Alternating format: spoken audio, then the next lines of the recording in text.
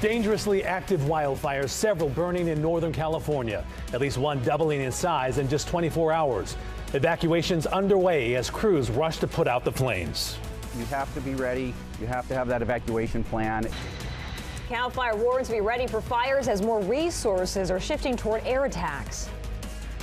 And while the fire danger remains high, we are seeing some changes in the weather that should help things. We'll take a look at that coming up.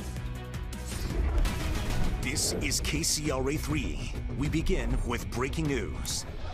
Mandatory evacuations as wildfires grow, buildings destroyed and roads closed as crews tackle the Pawnee fire, which has doubled in size to 3,000 acres. The flames are quickly tearing through dry brush and grass in surrounding homes in residential areas. Crews are rushing to alert residents to leave as black smoke covers entire neighborhoods. 12 buildings destroyed, another 600 are being threatened right now. The Pawnee fire in Lake County is one of the largest burning in Northern California right now. In just 24 hours, it grew from a spark to 3,000 acres. More than 230 firefighters are trying to surround the flames to contain it. And in Calaveras County, Cal Fire says a wildfire there is growing rapidly and is threatening structures. The horse fire grew from a spark to 50 acres in a very short time span. There are mandatory evacuations in place for the west side of Conestoga Trail from Stagecoach to Highway 4. Forward progress has been stopped on that fire. In Tehama County now, a major fire has burned businesses and homes in Red Bluff. And here's some new video of the Stoll fire. You can see how brightly it was burning this morning. The flames whipped by the winds. That fire is 500 acres right now and is 40% contained. Also in Tehama County, more evacuations there as the Lane fire is now at 3,000 acres. Local fire crews are assisting with mutual aid. It is burning just southeast of Redding off of Highway 36. The evacuations are in effect for Ponderosa Sky Ranch, Paynes Creek Road and Plum Creek Road. Firefighters say it's only 5% contained. Meanwhile, in Tuolumne County, evacuations are underway because of the flat fire, which is burning off of Highway 49. Bulldozers are working near the top of the ridges, and fire crews are cutting control lines. The flat fire has grown to 120 acres and is now 25% contained. And this is video just into our newsroom of fire crews refilling water buckets to tackle the flat fire. Helicopter pilots are working quickly to get that water and douse the flames. Meanwhile, the Red Cross has opened shelters in Tehama County. And crews are working on the ground and with air attacks to tackle these wildfires. Cal Fire is adding more resources to the skies because of red flag conditions. Crews are taking off from McClellan Airport. Right now, more than 2,000 firefighters are battling these blazes across the state. Well, high heat combined with low humidity and gusty winds have helped fan those flames for 6 wildfires now raging across Northern California. And McClellan Air Tanker Base in Sacramento County is the epicenter of the firefighting effort. And that's where we find KCRA 3's Mike Lurie live with more on the plan of attack. Mike. Walter and Kathy, a very active scene here at McClellan where we have 3 planes actually reloading, refueling, and getting ready to take off. Take a look behind me. You can see this DC-10 that is gearing up. It actually carries about 9,400 gallons of retardant. And some other planes nearby. We have an MD-87 that carries about 3,000 gallons of retardant. Once they're in the air, they will soon be on their way to fight those wildfires.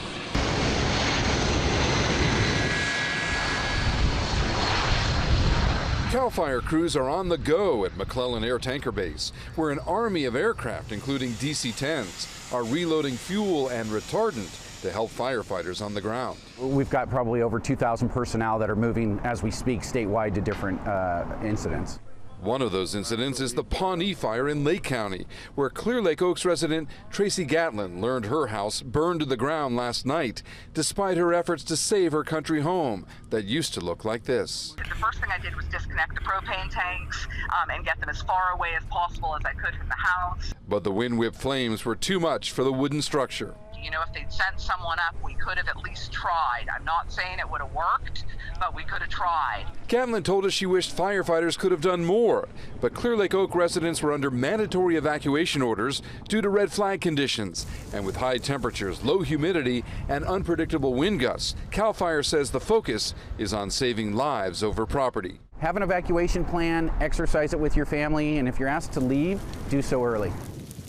And back here live at McClellan, where this DC-10 is getting ready to take off in just a few moments, we're told that these pilots can make up to 8 missions a day between here and the wildfire, so they've been very, very busy today. Reporting live at McClellan, Mike Lurie, KCRA 3 News. It certainly has been an active weekend, Mike. So we know that investigators are still trying to figure out what started those 6 fires. But what triggers most of these incidents typically? So CAL FIRE tells us that historically they are man-made. About 95% of all the wildfires are started by humans, not always intentionally. Sometimes it's an accident. It could be a trailer dragging a chain or even a weed whacker. Sometimes that just hits a rock and sparks a fire. It can happen with these dry, dusty conditions, and that's what we're seeing throughout Northern California today. Good reminder that we also need to take precautions as well. Mike, thanks. You bet.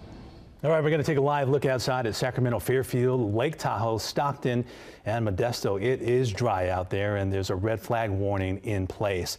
Let's check in now with meteorologist Dirk Verdorn for more on the smoke. You have a view from up high. Yeah, we got the smoke satellite view showing us where the smoke is, and it shows also the direction that the winds are pushing that smoke around. But you can see these areas, and it's just really been over the past 3 hours that we've seen these hot spots start to push out quite a bit of smoke. Let's start to the north, though, and near Tehama County and Shasta counties, where we have the Lane fire and the Creek fire, and you can see the smoke kind of billowing out, making its way just to the south of Redding, past Cottonwood, Red Bluff, seeing the smoke in Shingletown, also getting some of that smoke from the fires at this point. But it looks like that is kind of dissipating a little bit. But where we've seen this just really grow almost exponentially as far as the smoke goes is the Pawnee fire. Again, coming from Lake County, now starting to stretch itself out past Colusa County into Yolo County. We're seeing that smoke from Colusa moving into Yuba City and also towards the Woodland area. So a big shield of smoke currently making its way from the Pawnee fire. A couple of other fires that have been going on. Again, over the past couple of hours, we've had the Horse fire. Now, what's been interesting about this is we had that initial burst of smoke, but then it looks like they got on it pretty quickly because I'm not seeing any additional smoke coming from that area. So that's good news for the folks near Copperopolis. And then you have the Flat fire, which a lot of smoke near Chinese Camp and Sonora still kind of spreading itself out. But the biggest fire that's going on right now, producing the most smoke, is the Lions fire. And that's on National Forest land. And so they're just letting that burn right now. But you can see the extent of the smoke stretching from Mammoth Lakes all the way to Fresno. That's a lot of smoke that's coming from that fire, and it's going to continue to put out that smoke over probably the next several weeks. We'll be watching that one. So that's the latest with the smoke. Now back over to you. Good visuals there, Dirk. Thanks. Well, investigators are trying to figure out what sparked a fire that burned 2 homes in Rancho Cordova this afternoon. More than 70 firefighters jumped on the blaze in the heat of the day. Everyone did make it out okay. One firefighter twisted his ankle, and a man who lives in one of those homes was taken to the hospital to be checked out. Witnesses say it happened appear to have started near the fence in between the 2 homes. Firefighters said that investigators were already on the ground looking for a cause. We do have a report that there was a propane tank that was involved. Whether that was the start of the fire or a secondary cause by the fire development, that'll be determined through the investigation. Firefighters called in for extra help because 2 homes were involved and because of those hot temperatures. An investigation is underway in South Sacramento after a man was found dead in his home on Burns Way. The sheriff's department got a call at around 4 in the morning from a friend of the deceased. He said that he hadn't heard from his friend, so he went to check on him and found him dead. Investigators say that the death is suspicious based on the condition of the victim and the interior of the house. We've located some physical evidence outside of the home that we wanted to collect. Don't know if it's related yet or not, but as the investigation unfolds, that will definitely give us an indication. Well, the victim is described as an Asian male in his 40s or 50s. Homicide investigators believe that he was dead for 24 to 48 hours before his body was discovered. Anyone with information that can help solve the case is asked to call the Sacramento County Sheriff's Department. Well, a man is dead after opening fire on police and firefighters in San Diego. 2 officers were hurt. It happened at an apartment last night at around 10:30. Officers were called to the area about a violent disturbance, and that's when police say they saw a fire and knocked on their door. Well, when no one answered, they forced their way in and were met with gunfire. A 3-year veteran officer was shot multiple times and is in serious condition. The other officer, an 18-year veteran of the department, is listed in stable condition. A SWAT team moved in after a more than 2-hour standoff. The suspect, who was wearing body armor, was pronounced dead at the scene. It's still unclear whether the suspect died from a self-inflicted gunshot wound or was killed by officers. And during the exchange of gunfire, the suspect, not certain that he was hit by our gunfire. That will be determined at a later date, but the suspect was found deceased in his home. Now, the suspect's identity has not yet been released until the next of kin is notified. Investigators are awaiting a search warrant to look through the apartment and determine what led up to that shooting. A heads up, your commute in parts of Midtown Sacramento could be delayed starting tomorrow. Coming up, where the construction is scheduled to begin and how long it will last. And pedaling hard and fast to bring home the gold. Up next, we look at the athletes taking part in the BMX races in Roseville and the life lessons the sport is teaching them. In our State of Addiction coverage, using lights to deter drug use. Some retailers are using blue lights in restrooms of convenience stores to discourage people from shooting heroin. The blue lights make it difficult for drug users to see their veins. It's happening at Turkey Hill Mini Market, a chain based out of Pennsylvania. They say they need to protect their associates and customers. Others say the move won't stop a heroin user who is desperate not to go through withdrawal symptoms. 6 months since adopting the technique, a company official says the lights have dramatically reduced opioid use in their bathrooms. In other news, construction begins tomorrow on a major artery in Sacramento, so expect traffic and fewer parking spots. J Street will be cut from 3 lanes down to 2 for drivers in order to add protected bike lanes. The same concept has already been added to parts of P and Q streets. The parking lane is moved into the street, putting the bike lane next to the curb and away from traffic. New bike lanes also means fewer bus stops for Sacramento Regional Transit Route 30. Construction begins at 8:30 in the morning tomorrow during the height of rush hour by 19th and J Streets. Entire road closures will happen on the weekends. Construction is expected to wrap up mid-August. And you can head over to the KCRA3 app for more information on those closures and how it will impact your commute. Well, today's the last day of the BMX Summer Nationals in Roseville. It's been 9 years since the 3-day tournament has come to town. As KCRA3's Leticia Ordaz reports, despite the heat, the event drew big crowds and hundreds of athletes from all over the country. In Roseville, it's all about the thrill of BMX racing and nonstop competition. It's 40 seconds of give it everything you got, and it's all on you. Sometimes it's good, sometimes it's bad. BMX racer Rick Lowry is excited the national event came to his hometown and a track he knows very well. There's a deep history here at this track. This track has bred nothing but fast people. It means a lot to this community. It's a sport with riders from preschool to those in their golden years. The grandparents are even racing. The fact that Roseville won the bid to host the Summer Nationals has meant packed hotels and a big boost to the local economy. We have about 1,200 competitors from 25 different states this weekend competing for national points. Those competing gave it their all. The thrill of victory and the agony of defeat. You know, it's all part of the game, and I love it. Fighting hard through this weekend's intense heat. You know, when it's a little warm, you gotta keep cool and you can get real hot real quick, so that can kind of interfere with your racing a little bit because you'll get tired. For some teen riders, BMX racing is about dreaming big. Yeah, I'm hoping to get into the 2024 Olympics when I'm older.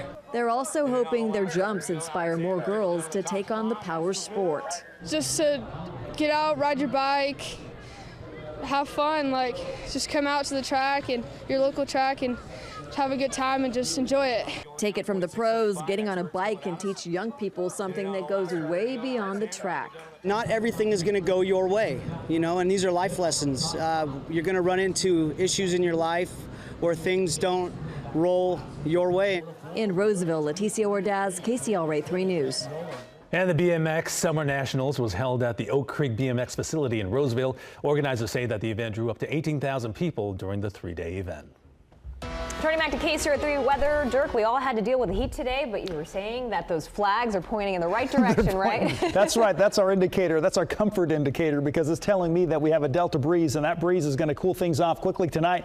In fact, it kept our daytime highs down, at least around the Sacramento area. Right now, again, those flags pushing off to the left. Delta breeze blowing strong. Current temperature in Sacramento is 78 degrees. Oh, that's looking pretty good with the southwest wind blowing at 16 miles per hour. Elsewhere in Stockton, we're at 89 degrees, so a little bit warmer. Have a northwest wind at 18. That's going to help to cool things down quickly. Again, the flag's getting a really good workout this late afternoon and on into the evening. Northwest wind at 14 in Modesto with a current temperature a bit warmer there at 93 degrees. So it takes a little longer for that delta breeze, at least the impact or effects of it, to be making its way in through the south end of the valley and also to the north. 73 though in Fairfield currently with a southwest wind blowing very strong at 32 miles an hour. We have gusts up over 40 miles per hour, and that's what's coming in through Solano County right now. That's a strong wind. Fairfield 73 degrees. Yeah, that's cool because of that breeze. 81 currently at Lake Tahoe, and the winds, well, they're calm. There's no wind right now, at least out at the airport in the south shore of Lake Tahoe. So a beautiful day around the lake. A lot of folks taking advantage of that by heading out on the boats.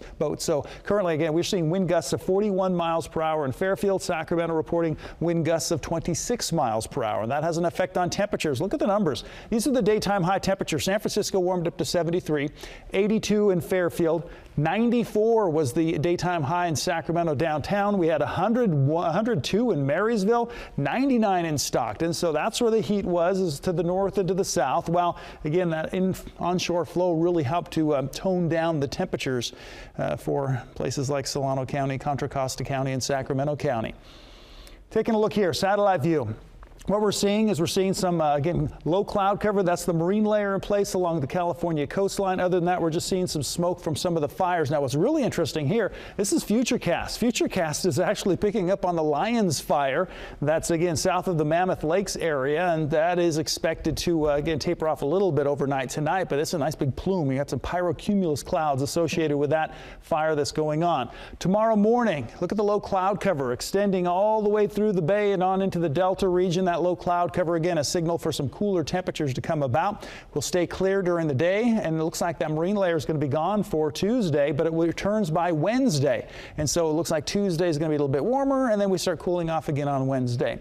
Daytime highs in the 80s for Truckee and Lake Tahoe, 84 in Pollock Pines. We're looking at a daytime high in Grass Valley, 87. Angels Camp warming up into the 90s with a 93. 79 in Napa, 83 in Fairfield, but only 65 degrees in San Francisco. That's going to be cooling down nicely. In the mid to low 90s through the San Joaquin Valley as well as through the Sacramento Valley, with temperatures a little cooler in Vacaville and Davis in the 80s. 7-day forecast shows temperatures staying in the mid to low 90s Monday, Tuesday, again Wednesday. We could even see some spots in the upper 80s, and then staying in the 90s with some warming by next weekend back into the mid to upper 90s. But all in all, I'll take this forecast over what we've seen the past couple of days anytime. I think we all will. I think we'll feel a difference. All right, Dirk, thanks. All right, Michelle is here with sports. What do you have for us? Things are looking good in the World Cup. Of course, it does roll on in Russia with some exciting action on the pitch. And the San Francisco Giants walk it off at AT&T Park. Find out who played the hero next in sports.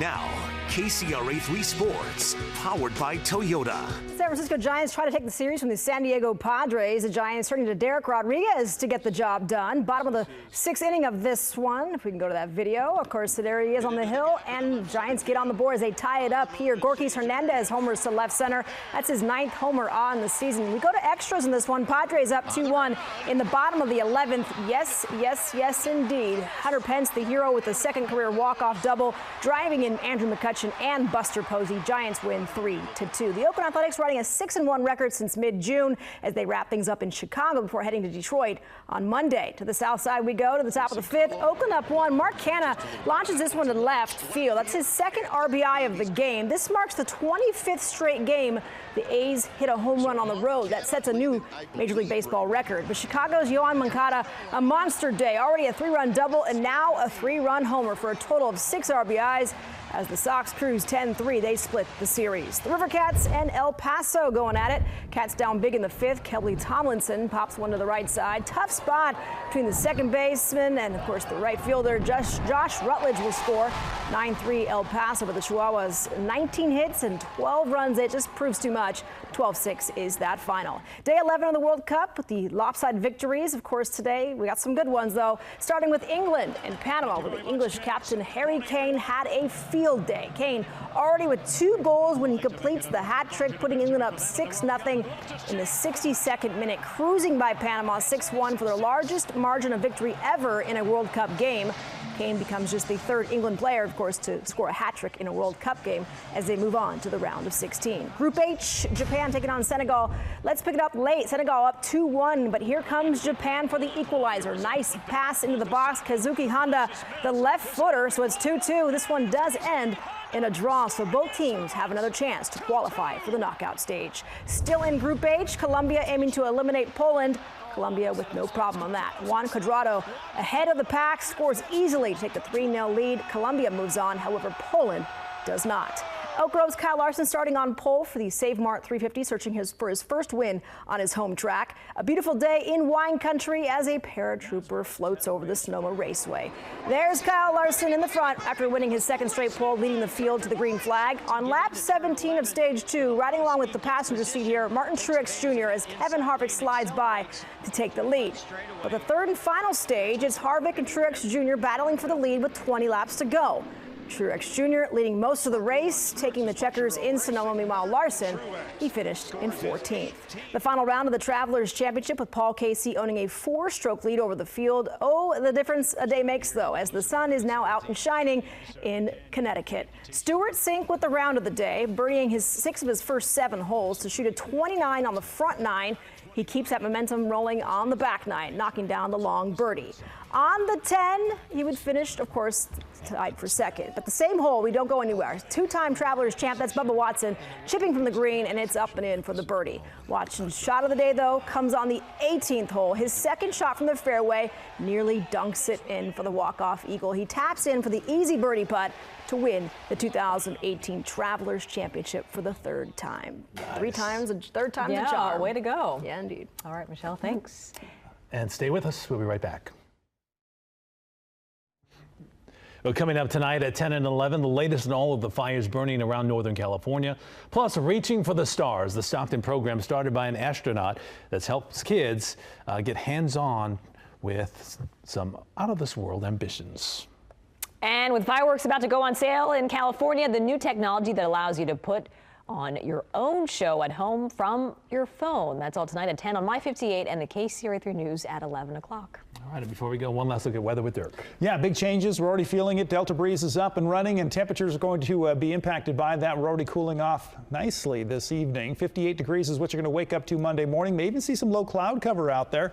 And then we'll warm into the lower 90s through the afternoon. So we'll see mid to low 90s up and down the valley. A little bit warmer on Tuesday as we lose the marine layer, but it returns on Wednesday. So you can see those temperatures dropping back down again. And we'll gradually warm as we head into next weekend with temperatures getting back into the mid to upper 90s. But as you notice, no triple digits in the forecast. Let's keep it that way. All week. All right, our next newscast is tonight at 10 on My 58 and then at 11 on KCRA3. We hope you'll join us.